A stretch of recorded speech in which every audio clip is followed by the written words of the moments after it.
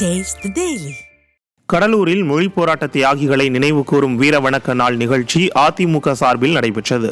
சிதம்பரம் அருகே அண்ணாமலை நகரில் உள்ள மொழிப்போர் தியாகி ராஜேந்திரன் சிலைக்கு கடலூர் கிழக்கு மாவட்ட செயலாளரும் சட்டமன்ற உறுப்பினருமான KA பாண்டியன் தலைமையில் ஊர்வலமாக சென்று மாலை அணிவித்து மரியாதை செலுத்தப்பட்டது.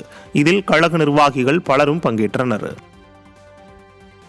திருவண்ணாமலை மாவட்டம் வீரம்பாக்கம் கிராமத்தில் அதிமுக சார்பில் பூத் கமிட்டி அமைப்பது குறித்த ஆலோசனை கூட்டம் நடைபெற்றது.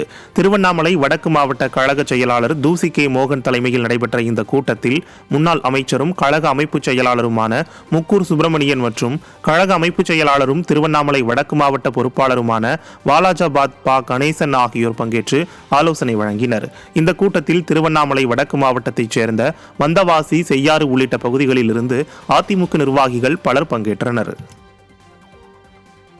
கரூரில் மொழிப்போர் தியாகிகள் வீர வணக்க நாளையொட்டி அதிமுக சார்பில் தியாகிகளுக்கு மரியாதை செலுத்தப்பட்டது. அதிமுக அலுவலகத்தில் மொழிப்போர் தியாகிகளுக்கு அஞ்சலி செலுத்தும் விதமாக முன்னாள் அமைச்சர் MR விஜயபாஸ்கர் தியாகிகளின் திருவுருவப் படத்திற்கு மலர் தூவி மரியாதை செலுத்தினார். இந்நிகழ்ச்சியில் மாவட்ட, நகர, பேரூர், கிளைக்கழக மற்றும் அணி நிர்வாகிகள் பலர் கலந்து கொண்டனர். சென்னை தண்டையார்பேட்டையில் மொழிப்போர் தியாகிகள் வீர வணக்க தினத்தை முன்னிட்டு வடசென்னை வடக்கு கிழக்கு மாவட்ட அதிமுக சார்பில் அமைதி பேரணி நடைபெற்றது. தமிழ் மொழிக்காக இன்னுயிரை நீத்த மொழிப்போர் தியாகிகள் தினத்தை முன்னிட்டு மாவட்ட செயலாளர் RS ராஜேஷ் முன்னிலையில் மாணவர் அணி செயலாளர் கௌரி சங்கர் தலைமையில் அமைதி பேரணியாக சென்று மலர் வளையம் வைத்து மரியாதை செலுத்தப்பட்டது. இதனையடுத்து 1000க்கும் மேற்பட்டோருக்கு அன்னதானம் வழங்கப்பட்டது. இந்நிகழ்ச்சியில் ஏராளமான கழக நிர்வாகிகள் கலந்து கொண்டனர்.